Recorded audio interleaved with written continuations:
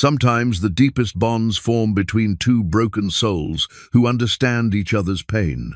When mountain man Silas Grady found a dying dog in the wilderness, both had given up on the world, and the world had given up on them. The dog couldn't bark, couldn't trust, could barely walk. Silas hadn't spoken to another human in 3 years. But when they rode into Dry Creek together, something began to heal between them. The townspeople whispered about the strange pair, a ghost of a man and his silent companion. Then children started disappearing. The sheriff was stumped.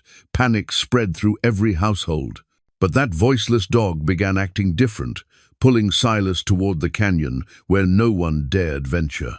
What could a broken man and a silent dog accomplish against the darkness threatening an entire town? Before we jump back in, tell us where you're tuning in from. And if this story touches you, make sure you're subscribed, because tomorrow I've saved something extra special for you.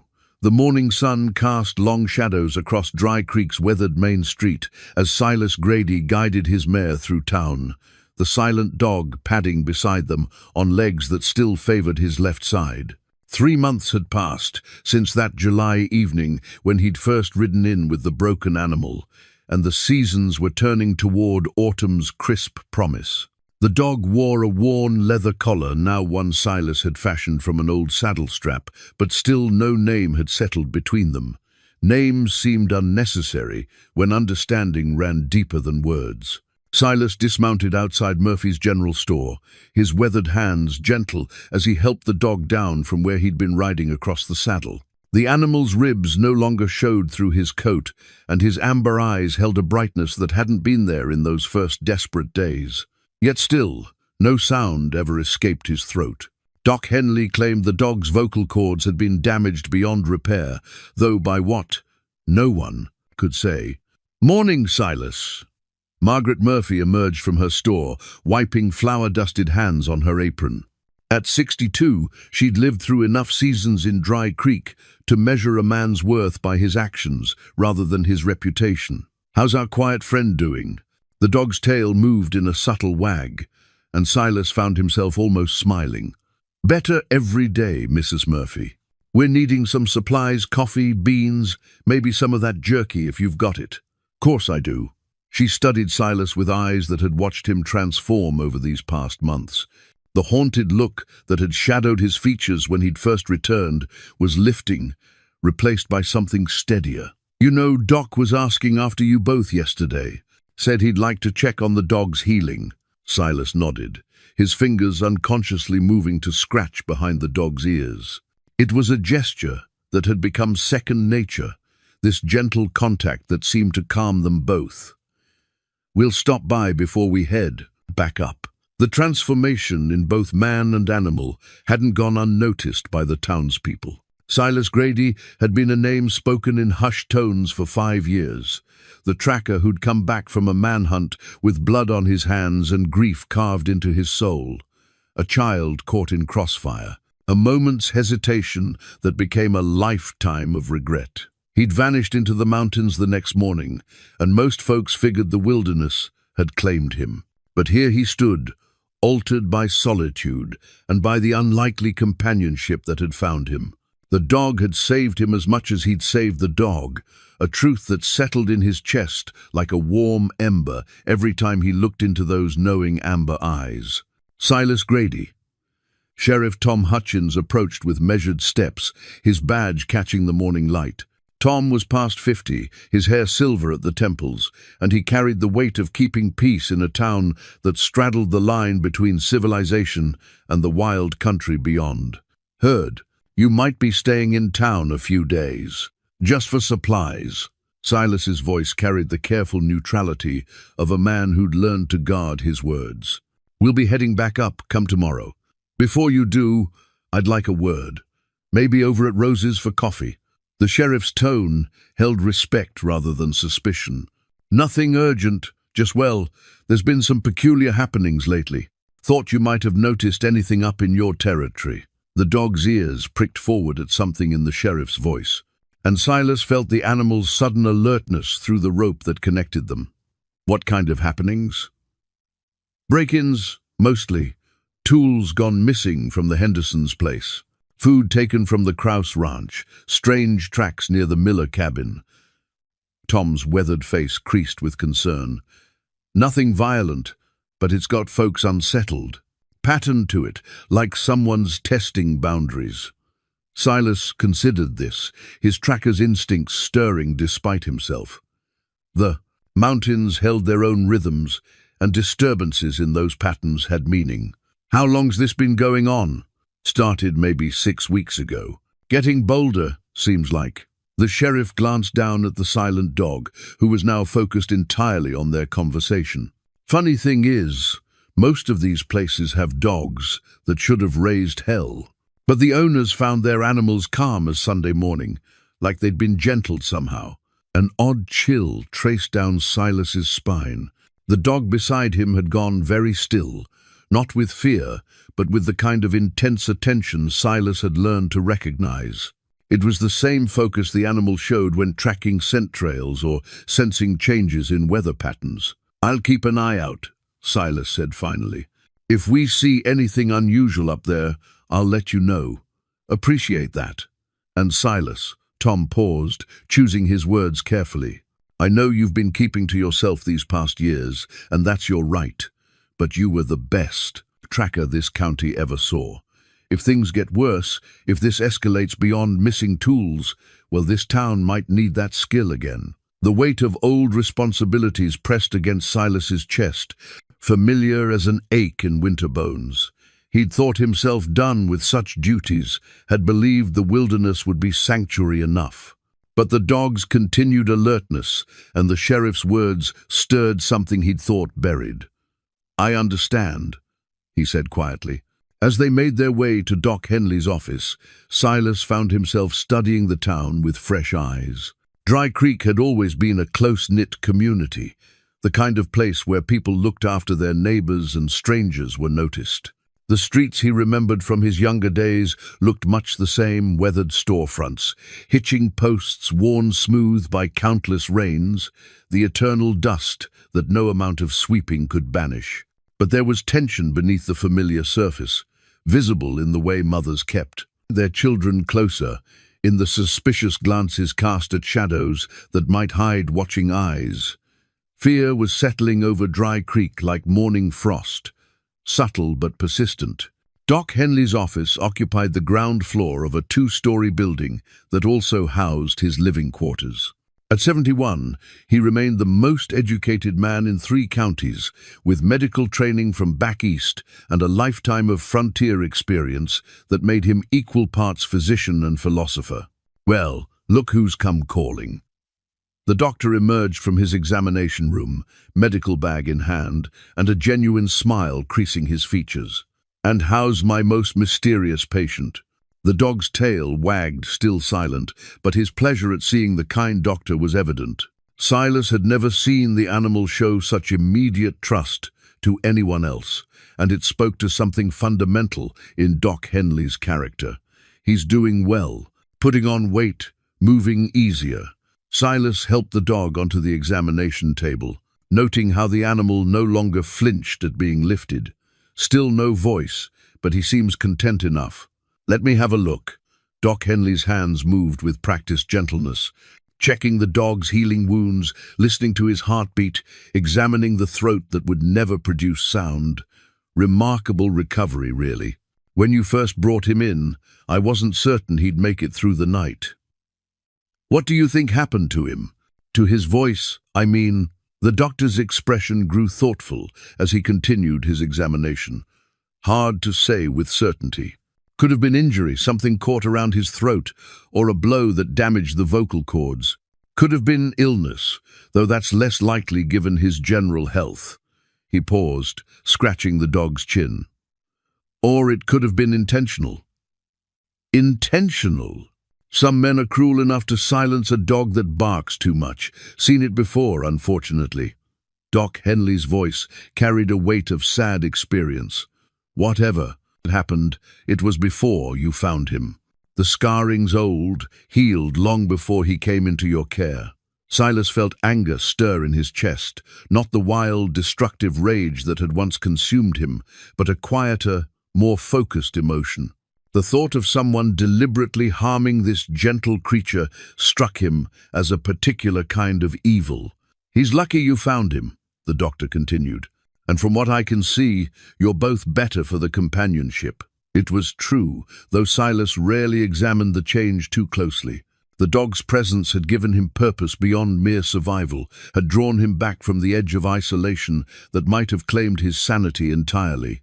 In caring for another living thing, he'd found a path back to caring about himself. As they prepared to leave, Doc Henley caught Silas's arm. "Tom mentioned he spoke with you about the recent troubles. If you do decide to help, be careful. There's something different about this situation, something that doesn't sit right with my old bones." Outside, the afternoon was settling toward evening, and Silas decided they'd spend the night at the boarding house rather than make the trek back to his mountain cabin in fading light. As they walked down Main Street, the dog suddenly stopped, his entire body going rigid with attention. Silas followed the animal's gaze toward the mouth of Canyon Road, where the street gave way to rougher ground that eventually led to the notorious Devil's Throat, a narrow gorge where the rock walls rose so high and steep that sunlight barely reached the bottom. It was dangerous country, the kind of place where a man could disappear without a trace. The dog's nose worked the air, and something in his posture spoke of recognition, not fear, but a kind of knowing that raised the hair on Silas's arms. Whatever scent the animal was reading on the wind, it meant something to him. "What is it, boy?" Silas asked quietly, though he expected no answer. The dog's amber eyes fixed on his face for a long moment, then returned to the canyon road. Together, they stood in the gathering dusk, two silent figures bound by understanding that ran deeper than words, and both sensing that their peaceful interlude in Dry Creek was about to end. The scream shattered the pre-dawn quiet like glass against stone. Silas jerked awake in his boarding house bed, instantly alert in the way that years of mountain living had trained into his bones. Beside the bed, the dog was already on his feet, hackles raised, amber eyes fixed on the window that faced Main Street. Whatever sound had torn through the morning silence, the animal had heard it too. Another cry, this one clearly a woman's voice, raw with terror and desperation. "Help! Someone help me! Emma's gone!" Silas was dressed and moving before conscious thought caught up with instinct. The dog padded silently beside him as they descended the boarding house stairs and stepped into the grey light of dawn. Down the street, he could see a cluster of figures gathering around the Miller house, their voices carrying on the still air. "When did you last see her?" Sheriff Hutchins's voice, calm but urgent. "Last night, when I tucked her in. She was right there in her bed." This from Sarah Miller, her words broken by sobs. "I checked on her before I went to sleep myself. She was there, Tom. She was there."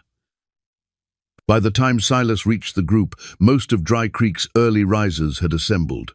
Doc Henley stood beside the distraught mother, his medical bag in hand, though there was nothing his skills could mend here. Margaret Murphy had her arm around Sarah Miller's shoulders, offering what comfort she could. The missing child's father, Jake Miller, stood apart from the group, his face grey with shock and something approaching panic. "Tell me exactly what happened," Sheriff Hutchins was saying, his notebook already out. "I woke up to check on Emma. She's been having nightmares lately about monsters in the canyon." Sarah's voice cracked. "Her room was empty, the window was open, but it was closed when I put her to bed." "I know it was closed." Silas found himself studying the ground around the house without conscious decision. Old habits died hard, and his tracker's eye automatically catalogued details. No obvious disturbance in the dirt near the window, no clear footprints in the hard-packed earth. Too many people had already trampled the area for a clean reading. The dog pressed close to his leg, and Silas realized the animal was trembling not with fear, but with barely contained energy. Something about this situation was affecting him deeply. "How old is the girl?" Silas asked quietly. Jake Miller looked up, his eyes red-rimmed. "7. Just turned 7 last month." His voice broke. "She's small for her age, trusts everyone. If someone came to her window, said the right things." "Don't." Sheriff Hutchins held up a firm hand. "Don't go down that road yet. Could be she wandered off on her own, got turned around in the dark." But even as the sheriff spoke, Silas could see the doubt in his eyes. 7-year-old children didn't typically climb out bedroom windows in the middle of the night, especially children who'd been having nightmares about monsters. "The window's 12 feet off the ground," Jake said hollowly. "Even if she wanted to leave, she couldn't have gotten down on her own. And there's no ladder, no way up from outside. Without—" He stopped, the implications hanging heavy in the morning air. Doc Henley cleared his throat. "Tom, if someone did take her, we're losing time standing here talking." The sheriff nodded grimly. "Jake, I need you to get word to the ranches, have them organize search parties. Sarah, I want you to think hard. Has Emma mentioned seeing any strangers lately? Anyone new in town? Anyone asking questions about children?" There was. Sarah's voice caught. "Last week, she said she saw a man watching her from across the street when she was playing in the yard. When I looked, there was no one there. I thought she was imagining things." A chill ran down Silas's spine. The dog beside him had gone very still, the way he did when picking up a scent trail that meant something important. Almost without thinking, Silas knelt beside the animal. "What is it, boy?" he whispered. The dog's nose worked the air, then he began moving toward the back of the Miller house with purposeful steps. Silas followed, noting how the animal's entire posture had changed from trembling alertness to focused determination. Behind the house, away from the churned-up ground where the searchers had gathered, the dog stopped beside a section of fence. Here, finally, Silas could read the story written in dirt and displaced grass. Boot prints. Recent, made sometime in the last few hours while the ground was still soft from night dew. Size 11 or 12, with a distinctive wear pattern on the left heel. The prints approached the house from the direction of Canyon Road, circled the building once, then stopped directly beneath Emma Miller's bedroom window. But it was what else Silas saw that made his blood run cold. Smaller prints, child-sized bare feet, walking not being dragged or carried, but walking of her own accord alongside the larger tracks. The trail led away from the house in a straight line toward the canyon country that began just past the edge of town. "Sheriff!" Silas called, his voice carrying a authority he'd thought he'd lost years ago.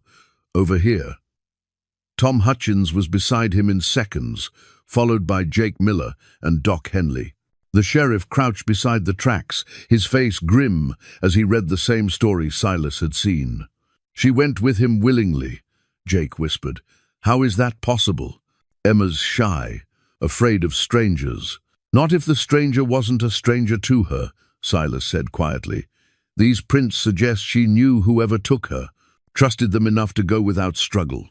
The implications hit the gathered men like a physical blow. Emma Miller trusted someone who might have been watching the children of Dry Creek for weeks, gaining their confidence, preparing for this moment. "The break-ins," Doc Henley said suddenly. "Tom, what if they weren't random theft? What if someone's been studying the town, learning routines, figuring out which families have children?"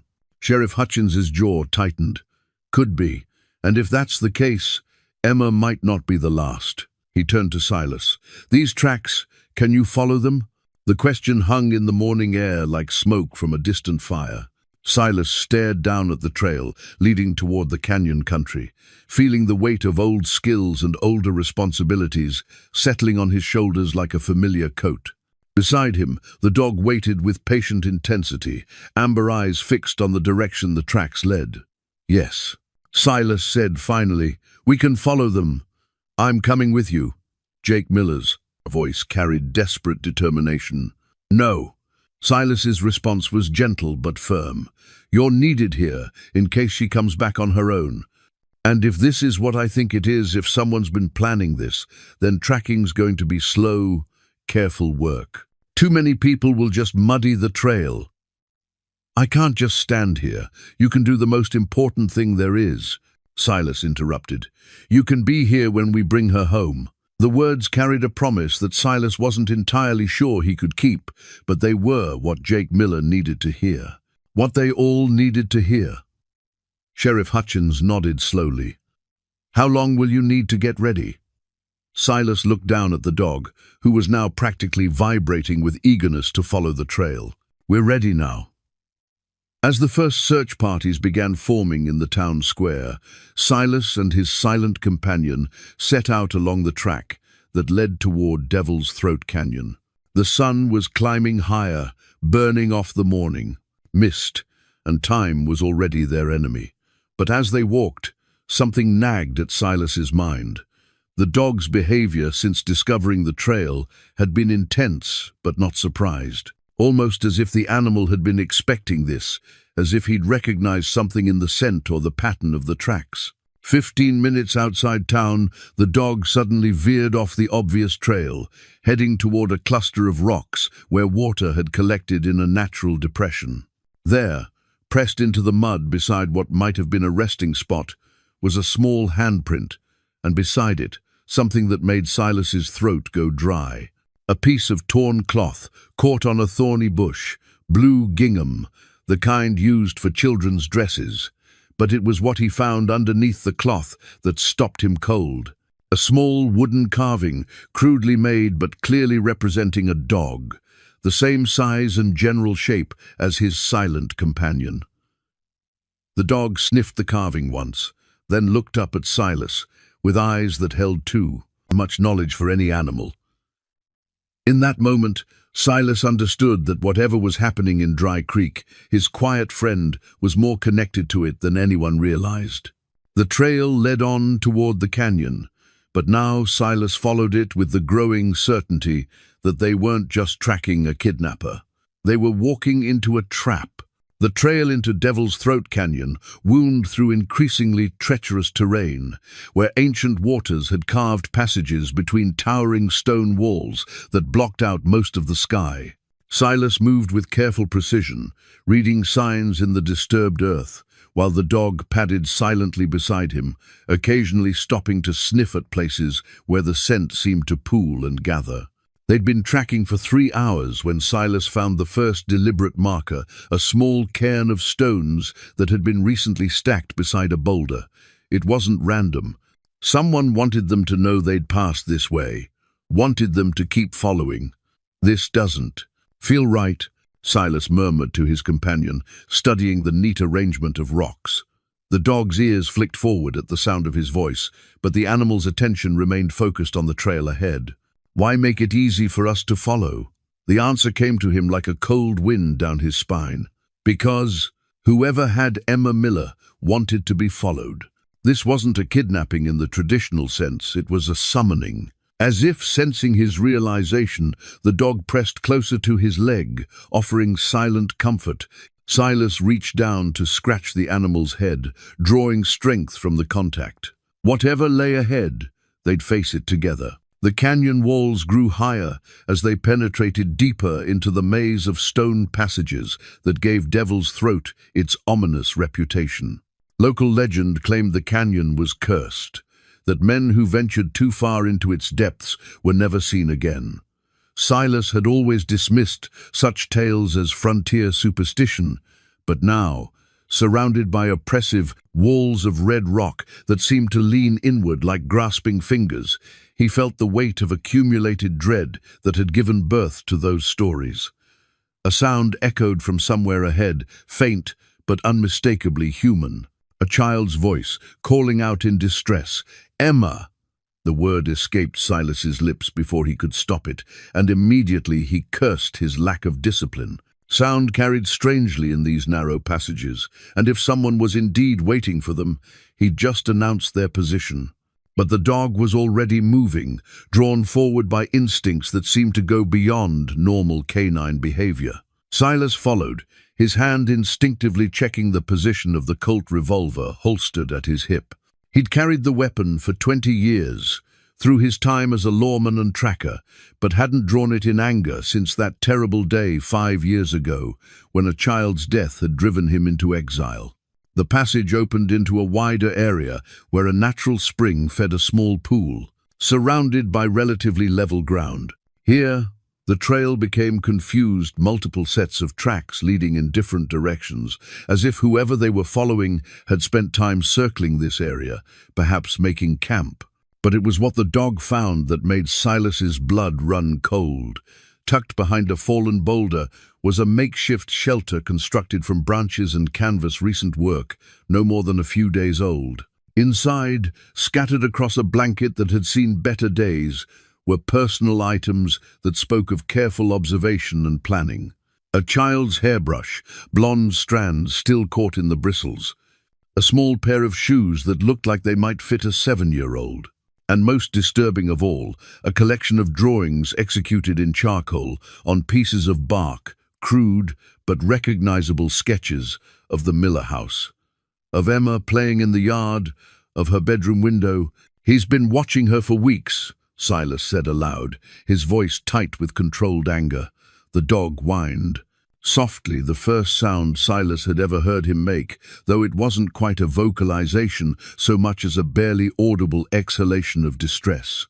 Among the scattered items, Silas found something that made his hands shake: a tattered photograph of a man standing beside a wagon, a dog at his side. The dog in the picture bore a strong resemblance to his silent companion, though this one was clearly younger, healthier, and bore no signs of the trauma that had stolen his current friend's voice. On the back of the photograph, written in faded ink, "Marcus Kane and Rufus, 1868. The name meant nothing to Silas, but the dog's reaction was immediate and intense. His entire body went rigid, and for a moment his lips pulled back in what might have been a snarl, except no sound emerged from his damaged throat. "You know him, don't you?" Silas asked quietly. "This Marcus Kane, he's the one who hurt you." The dog's amber eyes met his, and in them Silas saw confirmation of a truth he was only beginning to understand. Whatever was happening in Devil's Throat Canyon wasn't random violence or simple kidnapping. It was personal. Someone from the dog's past had returned to finish something that had been started years ago. A child's cry echoed through the canyon again, closer this time and clearly coming from deeper in the maze of stone passages. But now Silas heard something else in that sound, not just fear, but a kind of forced quality, as if the child was being coached to call out at specific intervals. "He's using her as bait," Silas realized. "He knows we're following, knows we'll come for her. But why? What does he want with us?" The answer lay somewhere in the connection between Marcus Kane and the silent dog who'd become his closest companion. As they prepared to venture deeper into the canyon, following Emma's cries toward whatever trap awaited them, Silas found himself wishing the dog could speak, could tell him what had happened in the years before they'd found each other, could explain why a ghost from his past had chosen this moment to emerge from whatever shadows had hidden him. But perhaps silence was its own kind of communication. As they set out from the makeshift camp, following the increasingly obvious trail that led toward the heart of Devil's Throat, the dog stayed close to Silas's side, his presence steady and reassuring. Whatever Marcus Kane wanted, whatever drove him to steal children and lure former lawmen into canyon traps, they would face it together. The walls grew narrower as they climbed higher into the canyon system, and somewhere ahead, Emma Miller continued her coached cries for help. But Silas was no longer thinking like a rescuer charging toward salvation. He was thinking like a tracker who'd walked into someone else's game and beginning to understand that the only way out was through whatever waited at the end of this carefully laid trail. Behind them, the entrance to Devil's Throat seemed impossibly distant, already swallowed by shadows and the maze-like passages they'd navigated to get this far. Ahead, the unknown beckoned with the voice of a frightened child and the promise of answers that Silas wasn't sure he wanted to hear. The dog pressed against his leg once more, and Silas drew what comfort he could from that silent contact. In a world where voices could lie and words could deceive, there was something profoundly honest about the loyalty of a damaged creature who'd chosen to trust again. Whatever came next, they would meet it as they'd met everything else since that first desperate night in the mountains together, in silence, with the kind of understanding that ran deeper than speech. The cry came again, weaker now, and Silas felt urgency warring with caution as they climbed through a passage so narrow they had to move single file. The dog led the way, his silent paws finding purchase on stone that seemed to crumble at the slightest touch. Above them, the strip of sky, visible between the canyon walls, had darkened with approaching storm clouds, and the first distant rumble of thunder promised complications Silas didn't want to consider. Flash floods in these canyons could kill a man in minutes, turning dry passages into torrents of crushing water and debris. If Marcus Kane had planned this timing deliberately, then he knew the country well enough to use even the weather as a weapon. They emerged onto a ledge that offered a brief respite and their first clear view of the canyon's interior structure. From this vantage point, Silas could see that Devil's Throat was even more complex than he'd imagined, a honeycomb of passages and chambers carved by eons of water and wind into the red sandstone. It would be easy to get lost in such a maze, easier still to disappear entirely if someone didn't want to be found. But it was what he discovered, tucked under an overhang of rock, that made his blood run cold. A child's dress, blue gingham, torn and stained, with what might have been blood. Beside it, a crude doll made from sticks and scraps of cloth, but this doll was different from a normal child's toy. Its arms had been bound with thin rope, and its face bore scratched marks that suggested violence. The dog sniffed the dress once, then backed away with his hackles raised. Whatever scent he'd found there, it meant something terrible to him. "Emma!" Silas called out, unable to maintain silence any longer. His voice echoed off the stone walls, distorting and multiplying until it seemed like a dozen men were shouting the child's name. No answer came back except the mocking echo of his own desperation. But something else reached him on the shifting wind that moved through the canyon passages, a sound that raised the hair on his neck and arms. Laughter, low, rough, and edged with a madness that spoke of minds broken by isolation and obsession. "You always were too easy to bait, lawman." The voice came from everywhere and nowhere, bouncing off canyon walls until its source was impossible to pinpoint. But the words themselves carried enough menace to make Silas's hand move instinctively to his holstered Colt. "Marcus Kane," the name tasted bitter on his tongue. "Where's the girl?" Another laugh, longer this time, trailing off into echoes that seemed to continue long after they should have faded. "Safe enough, for now. But we both know you ain't really here for her, are you? You're here because of him." There was a pause, heavy with implied meaning. "Because of what's mine that you took." Silas glanced down at the dog, who was now pressed against the canyon wall, his body language speaking of recognition and barely controlled terror. Whatever history existed between these two, it ran deep enough to leave scars that went beyond the physical damage to the animal's throat. "I don't know what you're talking about," Silas called back. "I found him half dead in the mountains. He was abandoned." "Abandoned?"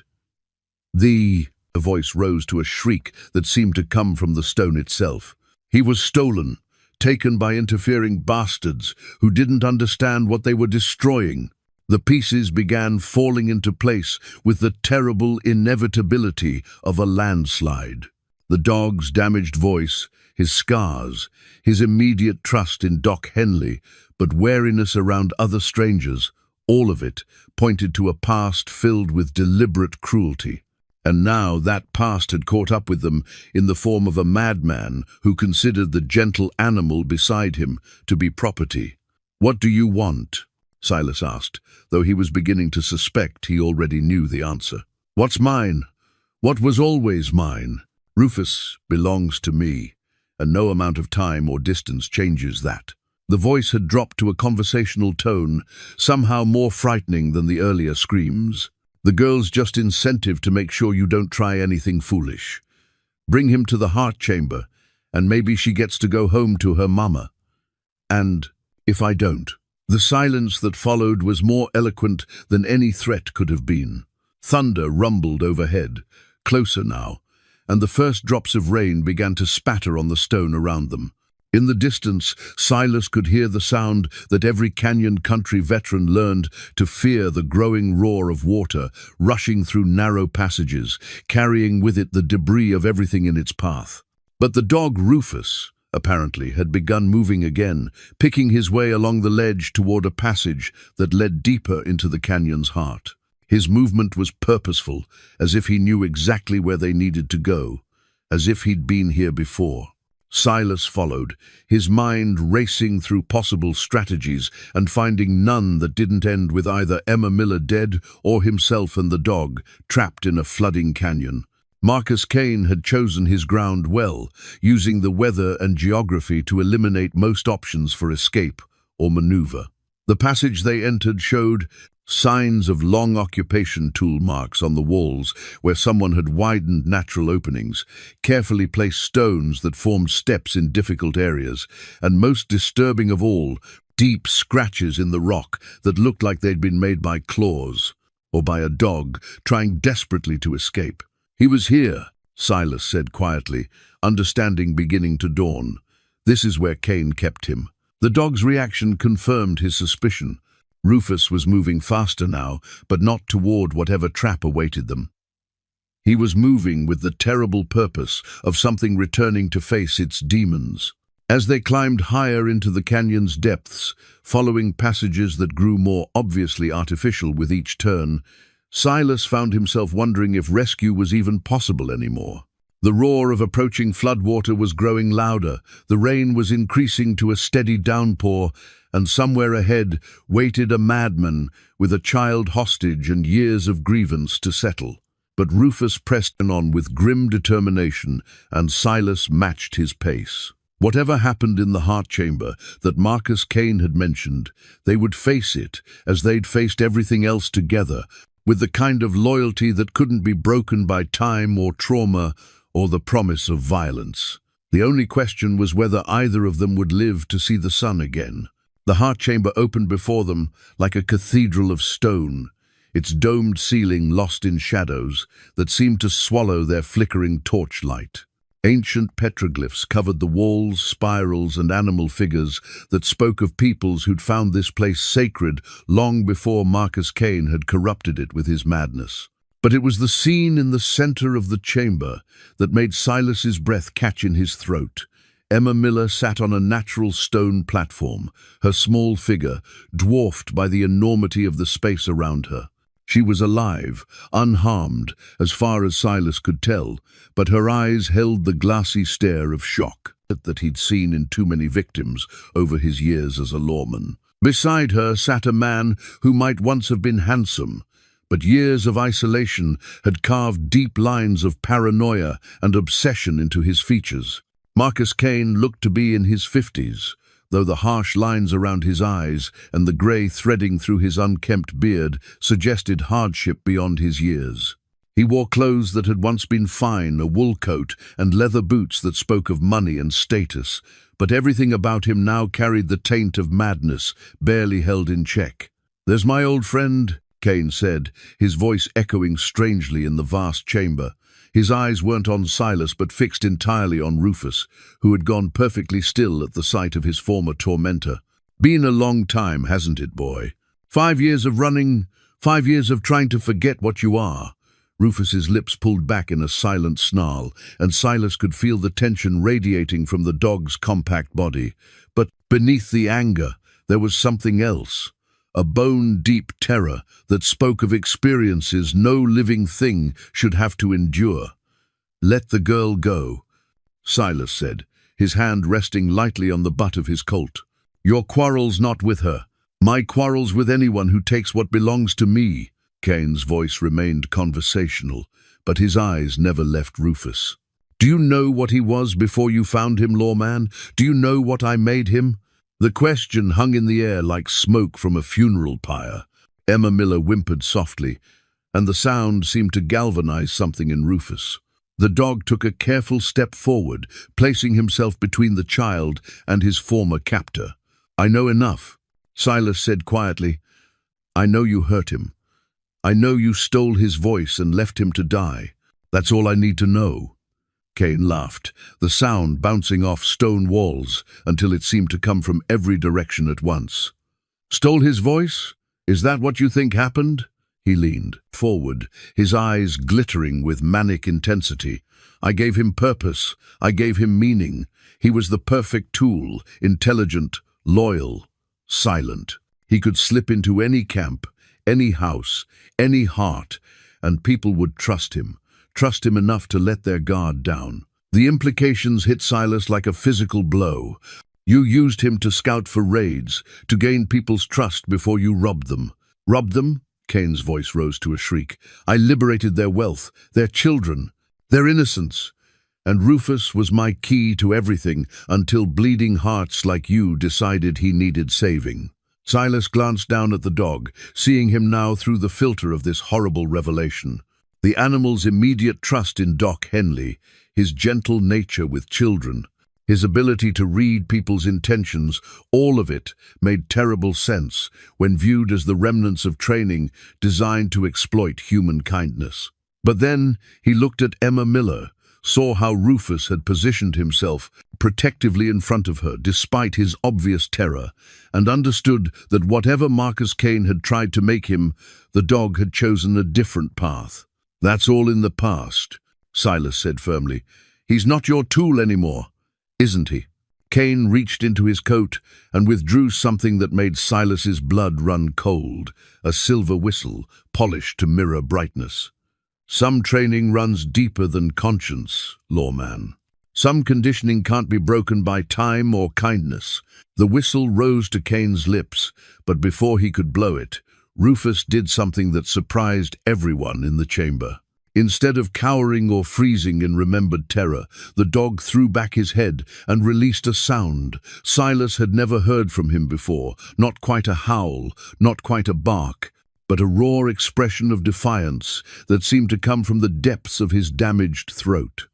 The sound echoed through the chamber like a battle cry, and Emma Miller's shocked eyes focused for the first time since they'd entered. She looked at the dog, then at Silas, and something like hope flickered in her young face. Cain lowered the whistle, his expression shifting from confidence to uncertainty. "Impossible. I made sure the conditioning was perfect. You made sure of nothing," Silas interrupted, understanding flooding through him. "You tried to break something that couldn't be broken, and when you failed, you threw him away like a piece of damaged equipment." The truth was there in Rufus's stance, in the way he held himself between his former tormentor and the innocent child who needed protection. Whatever conditioning Marcus Cain had attempted, it had been overwhelmed by something stronger, the simple choice to be good instead of evil, to protect instead of betray. Thunder crashed overhead, and the first trickle of water began to seep into the chamber from the passages above. The storm was intensifying, and soon the flash flood would reach them. But Cain seemed oblivious to the danger, his attention focused entirely on the dog, who'd refused to remain his creature. "You think you can just walk away from what you are?" Cain's voice carried a note of desperate fury. "You think 5 years changes anything? You're mine, Rufus. You'll always be mine." But Rufus had already given his answer. As water began to pool around their feet and the sound of rushing torrents grew louder in the passages beyond, the dog stood firm, no longer a victim, no longer a tool, but a guardian, with everything to protect and nothing left to lose. In that moment, Silas understood that the real confrontation was just beginning. The water was ankle-deep now and rising fast, carrying with it the detritus of the canyon's upper reaches, branches, stones, and the ominous sound of larger debris crashing through the passages above. The chamber that had seemed like a cathedral moments before was rapidly becoming a tomb, and Marcus Cain finally seemed to understand the danger his obsession had led them all into. "We have to get out of here," Silas said, his voice cutting through the growing roar of floodwater. "All of us. This place will be completely flooded in minutes." But Cain shook his head, his grip tightening on Emma Miller's shoulder. The child whimpered, and Rufus's low growl, the first sound of anger Silas had ever heard from him, filled the chamber with menace. "No one leaves until I get what I came for," Cain said, his eyes wild with the desperation of a man who'd spent 5 years planning this moment. "Rufus comes with me, or we all die here together." It was then that Silas noticed something he'd missed in the initial shock of confrontation. Scattered around the stone platform, where Cain held Emma, were dozens of carved wooden animals. Dogs, mostly, but also horses, rabbits, even a few human figures. Each one was exquisitely detailed, despite being made with obviously crude tools, and many showed signs of having been handled repeatedly over years. "You made these," Silas said, understanding dawning. "All this time, you've been carving memories." Cain's laugh was bitter, edged with self-awareness that made it somehow more frightening than his earlier madness. 5 years of nothing but time and regret. 5 years of remembering what I lost when your kind decided to play savior. The wooden figures told a story, the progression of a man's descent into obsession. The earlier carvings showed skill and care, but the more recent ones grew increasingly frantic, desperate, as if Cain had been trying to carve his way back to a relationship that had never really existed. "He was never yours," Silas said quietly, watching as Rufus inched closer to the platform where Emma sat. "Whatever you did to him, whatever you forced him to become, that wasn't ownership. That was abuse. I saved him." Cain's voice rose to compete with the rushing water. "Found him as a puppy, starving in an alley in Denver. Gave him purpose, training, a place in the world. And he repaid me by running the first chance he got." The water was knee-deep now, and Emma Miller was crying, not the coached cries they'd heard earlier, but the genuine terror of a child who understood she might die in this stone prison. Rufus whined softly, a sound of distress that cut through the noise of the flood. "Listen to me," Silas said urgently, addressing Cain directly. "Whatever happened between you two, whatever you think you're owed, none of that matters. If we're all dead, help me get the girl to safety, and we can settle this somewhere that won't kill us all." For a moment, something almost rational flickered in Cain's eyes. The survival instinct warring with obsession, self-preservation, battling against the madness that had driven him to this desperate act. But then his gaze fell on the wooden carvings floating around them, 5 years of work dissolving in the rising flood, and his face hardened with renewed determination. "If I can't have him back, then no one can have him." Cain's hand moved to his belt, where the gleam of metal revealed a knife that had seen considerable use. "Some things are worth dying for, lawman. Some bonds can't be broken by death." It was then that Rufus did something that changed everything. Instead of backing away from the threat, instead of cowering or showing the fear that Cain clearly expected, the dog stepped fully onto the platform.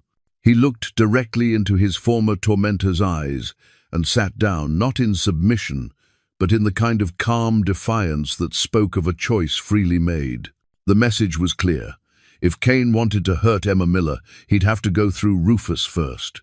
"You don't understand," Cain whispered, his knife hand trembling. "I made you. Without me, you're nothing. Without me, you would have died in that alley." But Rufus's amber eyes held steady, and in them Silas saw something that took his breath away, not just courage, but forgiveness. The dog understood exactly what Cain had done to him, understood the years of manipulation and abuse, but he'd chosen to move beyond that understanding to something larger. The water reached the platform, and Emma Miller scrambled to her feet with a frightened cry. The chamber was filling faster now, and soon even the raised stone wouldn't offer protection from the flood. "Last chance," Silas called out, drawing his Colt but keeping it pointed at the ceiling. "Let me help you get out of here. Let me help all of us get out." Cain's gaze moved from Rufus to the rising water to Emma Miller's terrified face, and for a heartbeat, Silas thought reason might prevail. But then, the madman's eyes fixed on something behind Silas, one of his wooden carvings floating past, a perfect miniature of Rufus that must have taken weeks to complete. 5 years, Kane whispered, watching his obsession literally dissolving around him. 5 years of preparing for this moment, and now. He lunged forward with the knife, but not toward Emma or even toward Silas. His target was Rufus, the dog who'd refused to remain broken, who'd chosen loyalty over fear and protection over survival. But Rufus was ready. As the blade descended toward him, the dog didn't try to escape. Instead, he threw himself sideways, knocking Emma Miller off the platform and into Silas's waiting arms, even as Kane's knife found its mark. The chamber filled with the sound of rushing water and a man's scream of rage, and beneath it all, barely audible, the sound of a dog who'd finally found his voice again, using it not in pain, but in triumph.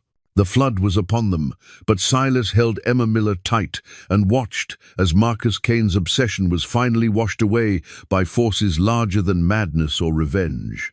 The knife had missed Rufus entirely. As the chaos of the flooding chamber swirled around them, Silas realized that what he'd taken for a mortal strike had been something else entirely. Marcus, Kane stumbling as the rushing water knocked him off balance, his blade glancing harmlessly off the stone platform as Rufus completed his protective leap. But it was what happened next that changed everything Silas thought he understood about this confrontation. Emma Miller, safe in his arms, suddenly spoke in a voice too calm for a terrified 7-year-old. Uncle Marcus always was clumsy when he got excited. The words hit Silas like a physical blow. He looked down at the child he'd been trying to rescue, seeing her clearly for the first time. The shock in her eyes when they'd first entered the chamber hadn't been fear, it had been surprise at being interrupted. "Emma?" His voice carried all the confusion and dawning horror he felt. The little girl's face shifted, losing the innocent vulnerability that had driven him through miles of dangerous canyon. In its place was something calculating and far older than her 7 years. "Not Emma," she said with a small smile that belonged on no child's face. "Though the real Emma is safe enough, probably still sleeping in her bed, dreaming about monsters that don't exist." The implications crashed over Silas like the floodwater rising around them. "Who are you?" "Mary Kane," the child replied, her voice carrying a pride that was chilling to hear from someone so young. "Marcus is my father, and Rufus." She looked at the dog with an expression of possessive affection that mirrored her father's madness. "Rufus was my best friend before the mean men took him away." Marcus Kane, struggling to maintain his footing as the water reached his chest, laughed with genuine joy for the first time since they'd entered the chamber. Clever girl.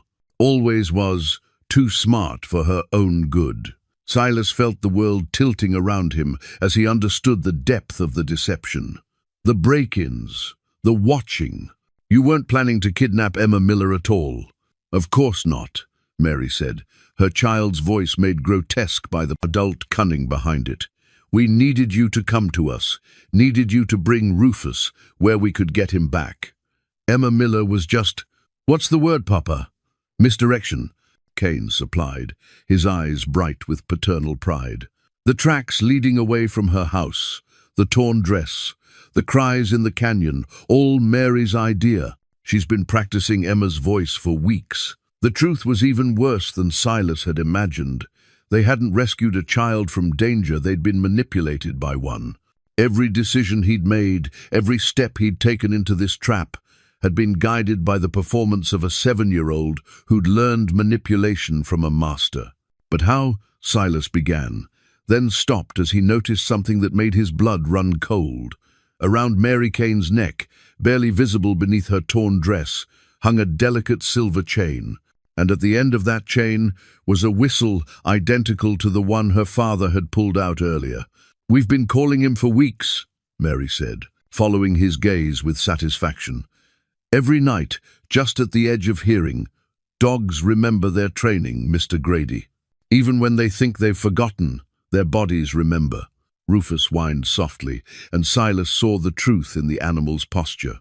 The strange alertness he'd shown in town, the way he'd seemed to recognize scents and sounds that meant nothing to anyone else, he'd been responding to conditioning that ran deeper than conscious thought. That's why he's been different lately, Silas realized. More restless, more focused on the canyon. You've been calling him home. Not home, Marcus Kane corrected, his voice carrying a note of satisfaction despite their dangerous circumstances. Back to his purpose, back to what he was meant to be. The water was chest deep now, and even the platform where they'd been standing was beginning to submerge.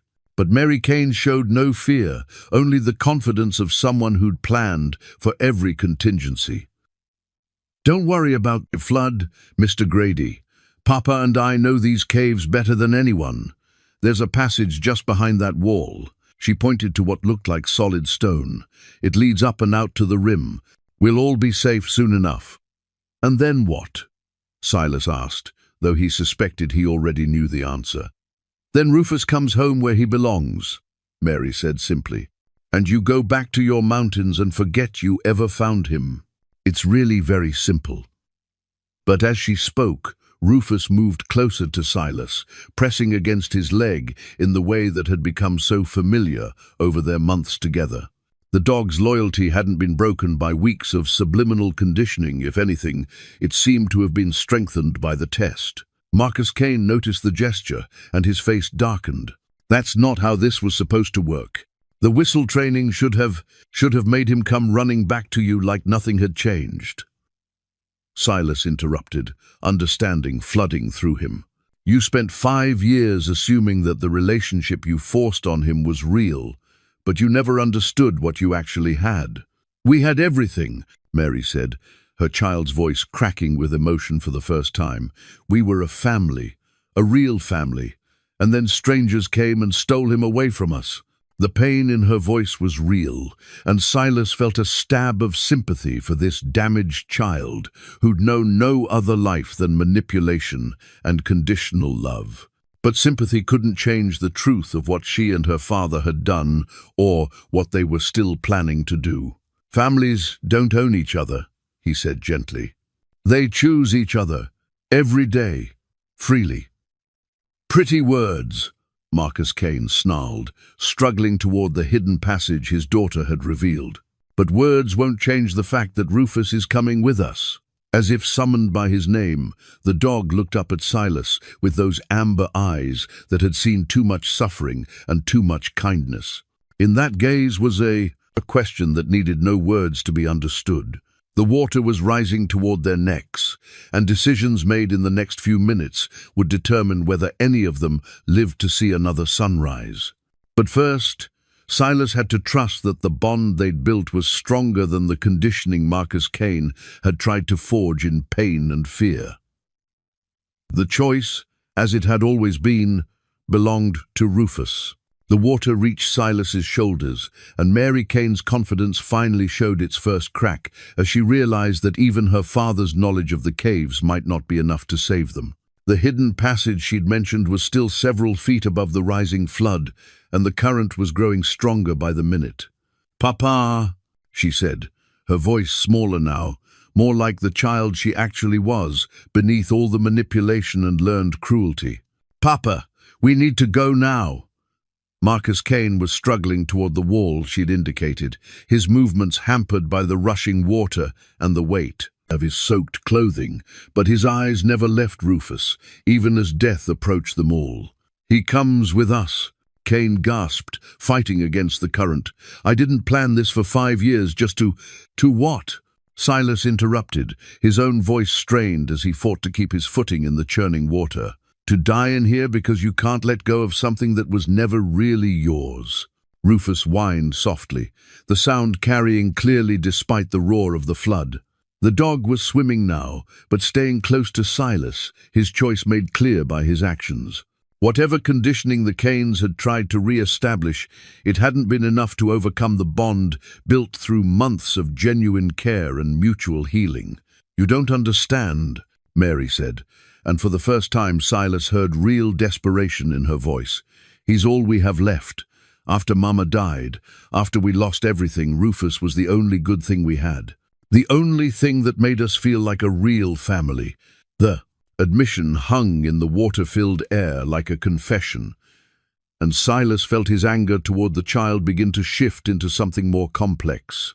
She was a victim too, shaped by loss and her father's madness into something that barely remembered how to be human. But understanding didn't change the immediate reality. The water was still rising, and they were rapidly running out of time.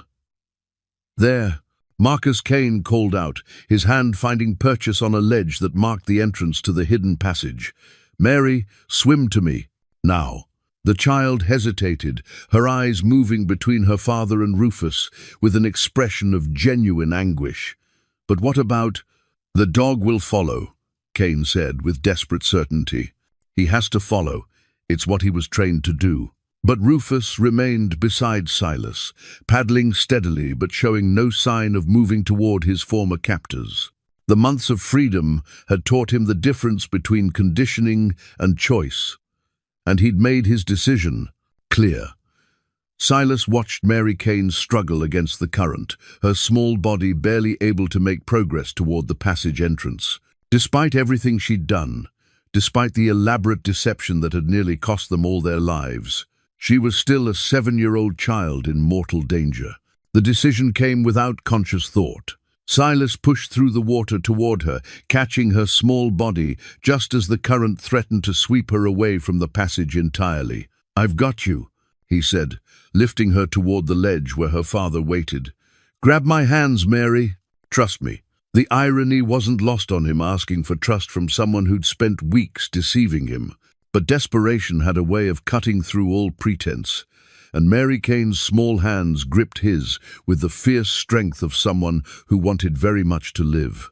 "Thank you," she whispered as he boosted her up to the passage entrance.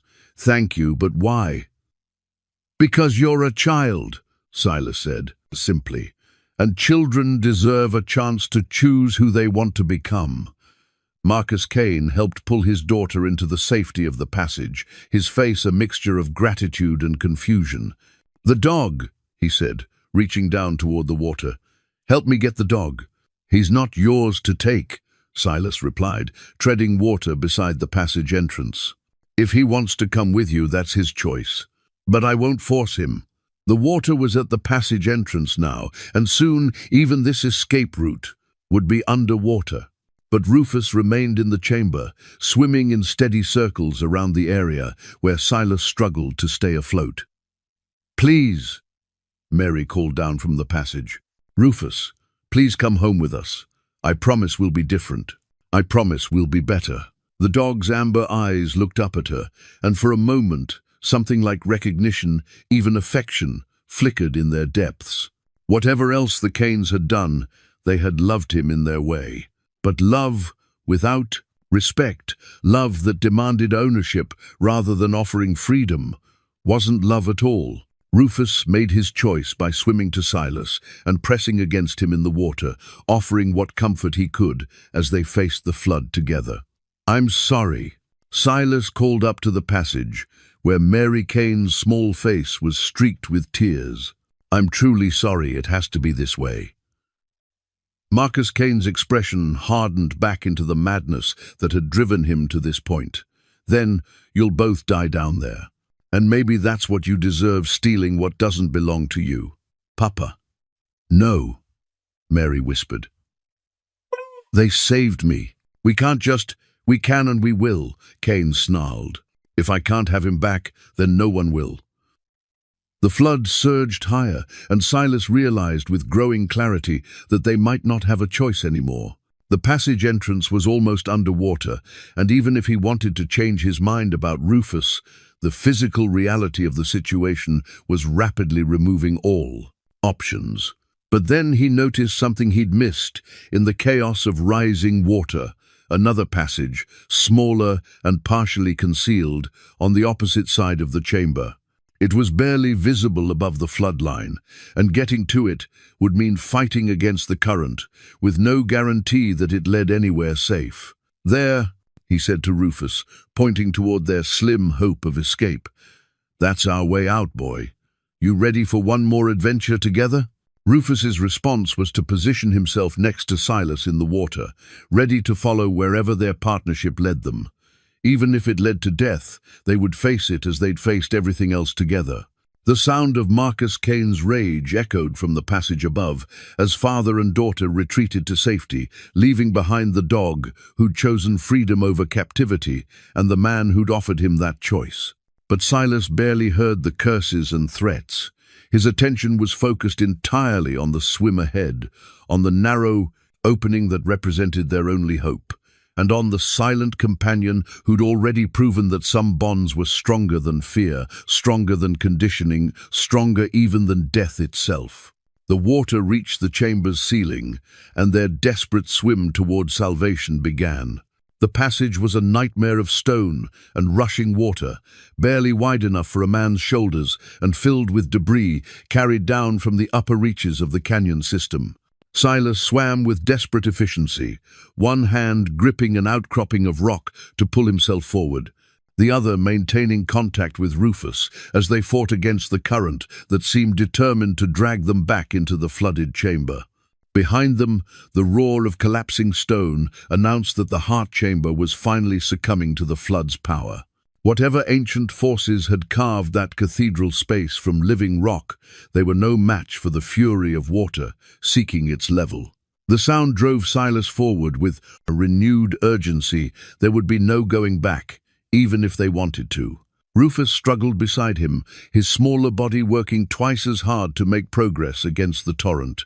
But the dog's determination never wavered, his amber eyes fixed on the distant promise of light that flickered somewhere ahead in the passage. The water tasted of mud and metal, carrying with it the debris of the entire canyon system, branches, stones, and things Silas didn't want to identify.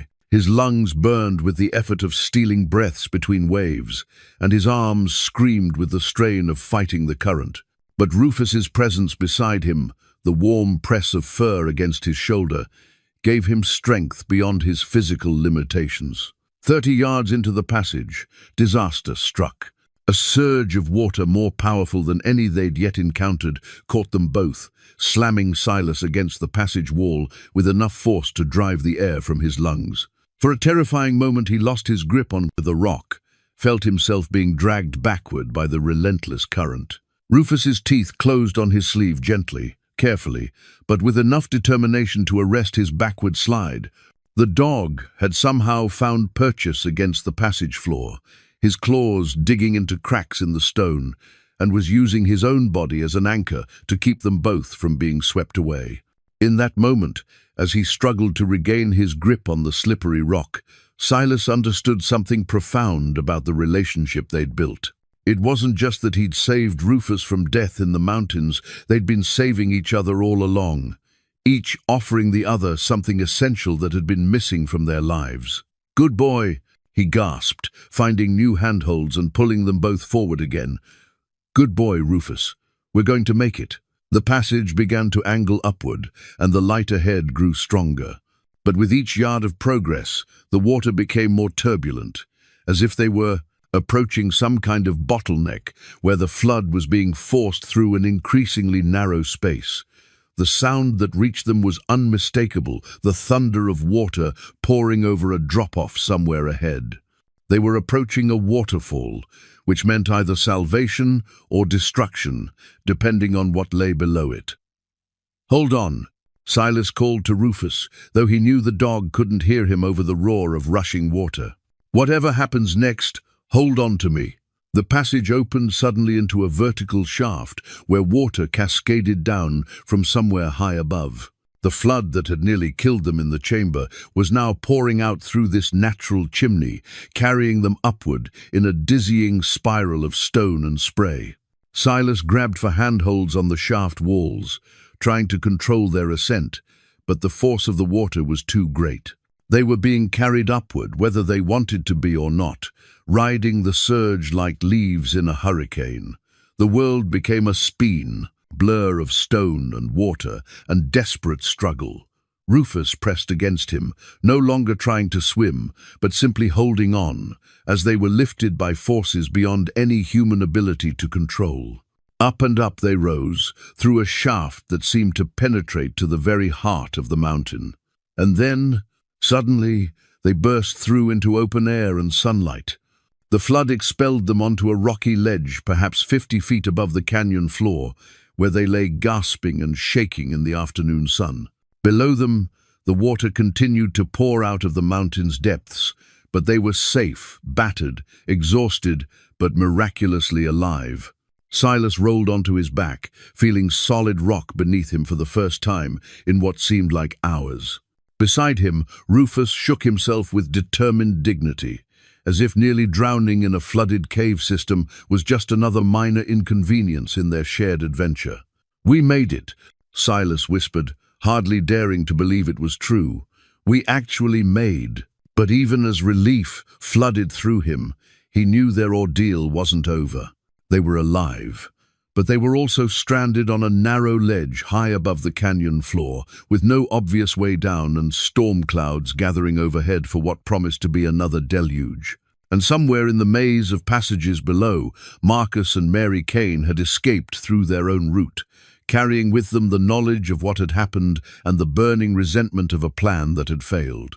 The immediate crisis was over, but Silas understood that the larger confrontation, the one that would determine whether he and Rufus could ever truly be free of the past, was still to come. They had been on the ledge for perhaps an hour, slowly regaining their strength, when the sound of voices drifted up from the canyon below. Silas peered carefully over the edge and felt his heart sink at what he saw. Marcus and Mary Kane stood at the base of the cliff, apparently having emerged from their escape passage unharmed. But they weren't alone. With them were 3 other men, rough-looking characters, with the bearing of hired guns, or worse. The reinforcements Marcus had apparently arranged as backup for his elaborate plan. "They're up there," Mary's voice carried clearly in the canyon's acoustic bowl.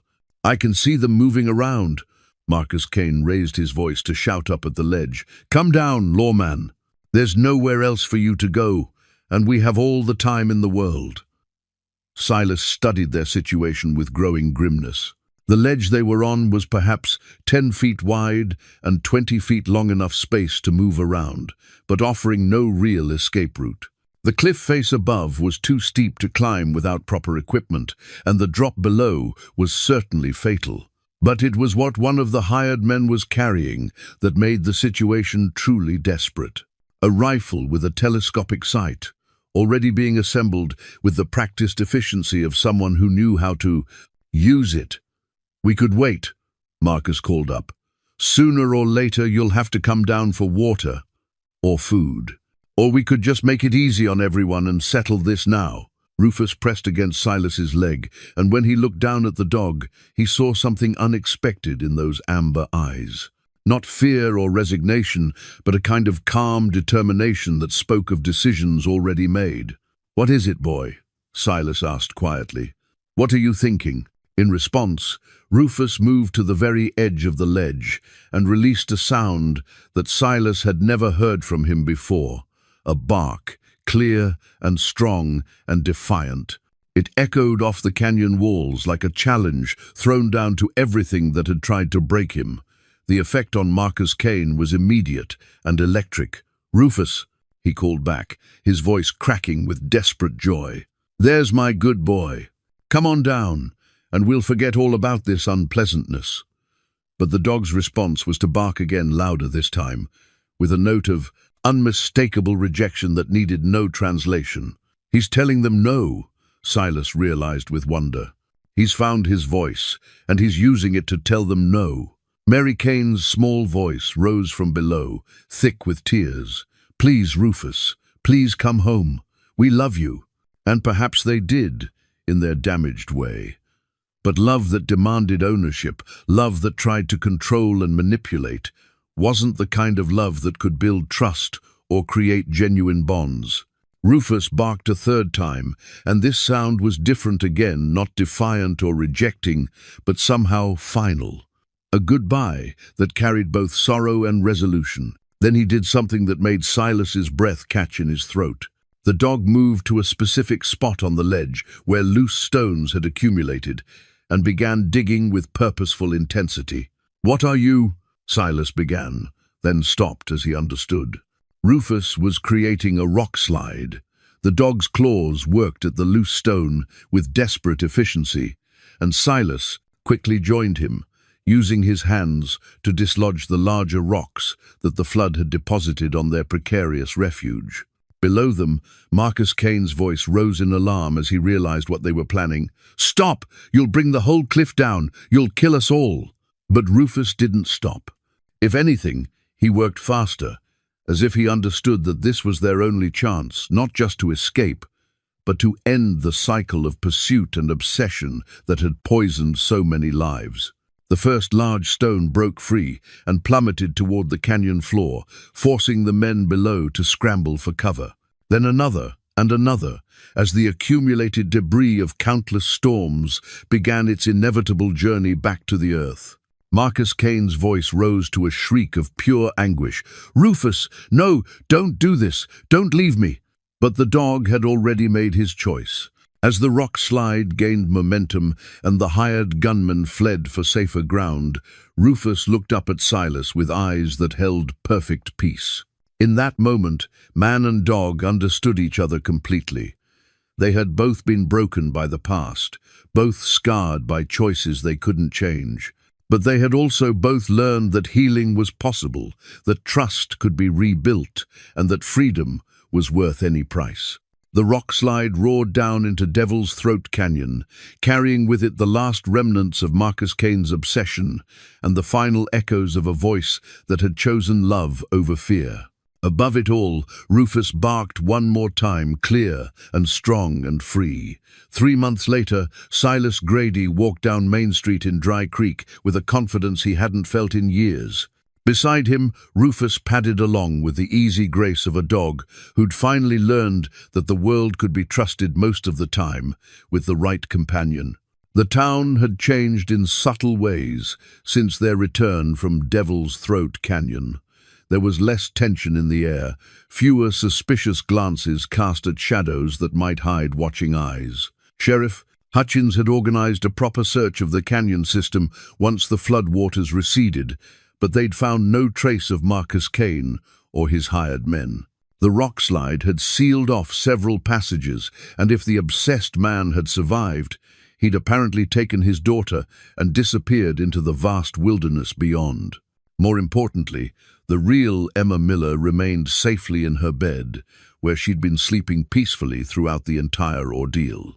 The break-ins had stopped, the sense of being watched had lifted, and Dry Creek had returned to the quiet rhythms that made it a good place to raise children and grow old in peace. "Morning, Silas." "Morning, Rufus." Margaret Murphy emerged from her store with a genuine smile, her flour-dusted hands already reaching for the treats she'd taken to keeping specifically for the dog who'd become something of a town hero. "How are our brave adventurers doing today?"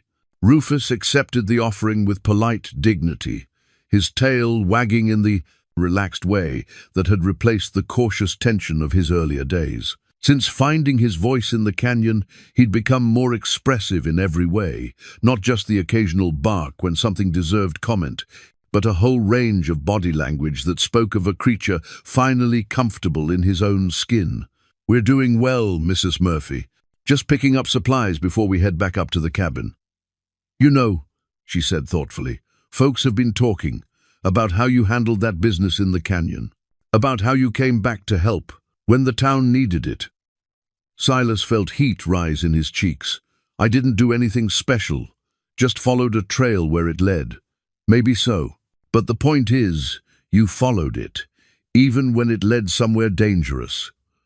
Margaret's expression grew serious. "There's been talk about offering you Tom Hutchins's job when he retires next spring, official-like, with a badge and everything." The suggestion hung in the morning air between them, and Silas found himself considering it with less automatic rejection than he might have months earlier.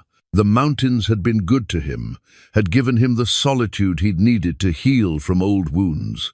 But perhaps healing wasn't meant to be permanent, exile from human connection. "I'll think about it," he said finally. "Appreciate the confidence folks are showing." As they made their way toward Doc Henley's office for Rufus's regular checkup, Silas reflected on how much had changed since that first day when he'd ridden into town with a silent, damaged dog. The animal walking beside him now bore little resemblance to that broken creature, just as Silas himself felt little connection to the haunted man who'd fled into the wilderness 5 years earlier. Doc Henley's examination was thorough but brief. Rufus's physical healing was complete, and his mental recovery had progressed to the point where the old veterinarian pronounced him as close to normal as any of us get. "Remarkable transformation," the doctor said, scratching Rufus behind the ears with practiced affection. "When you first brought him in, I wasn't sure his spirit would ever heal properly. Trauma like that, it leaves scars that go deeper than the physical. He's stronger than anyone gave him credit for," Silas replied. "Just needed time and the right circumstances to remember who he really was." "Could say the same about you," Doc Henley observed, with the frankness of someone who'd lived long enough to speak truth without apology. "Town's better for having you both back in it, even part-time." As they prepared to leave town and return to their mountain cabin, Silas found himself pausing at the mouth of Canyon Road. The memory of their desperate journey through Devil's Throat would always be with him, but it no longer carried the weight of unfinished business. Whatever demons Marcus Kane had brought back from the past, they'd been laid to rest in the flood waters and rock slides that had sealed those passages forever. Rufus looked up at him with eyes that held wisdom earned through suffering and redemption. The dog's voice had returned, but he used it sparingly, a bark of greeting for friends, a warning when strangers approached with unclear intentions, and occasionally, on quiet evenings, when the mountain wind carried the scent of distant storms, a low howl that spoke of remembrance and resilience. "Ready to go home, boy?" Silas asked, though he already knew the answer. Rufus's tail wagged once, and they set out together toward the high country where peace lived, in the sound of wind through pine trees and the company of someone who understood that the deepest bonds were forged not in possession or control, but in the daily choice to trust and be trusted in return. Behind them, Dry Creek settled into another peaceful day, secure in the knowledge that some broken things could indeed be mended, and that redemption was always possible for those brave enough to accept it when it was offered. The mountains called them home, and together man and dog, tracker and companion, two souls who'd found in each other exactly what they'd needed most. They answered that call with hearts, finally free from the shadows of the past. In the years that followed, stories would be told in Dry Creek about the mountain man and his remarkable dog who'd faced down madness in Devil's Throat Canyon and emerged victorious. But those stories, true as they were, would miss the deeper truth that Silas and Rufus carried with them into the high country. Some victories weren't won with guns or courage or clever strategies. Some victories were won simply by choosing, day after day, to believe that love was stronger than fear, that trust was more powerful than control, and that the bonds between kindred spirits could weather any storm the world chose to send their way. And in the end, that belief had been enough to set them both free.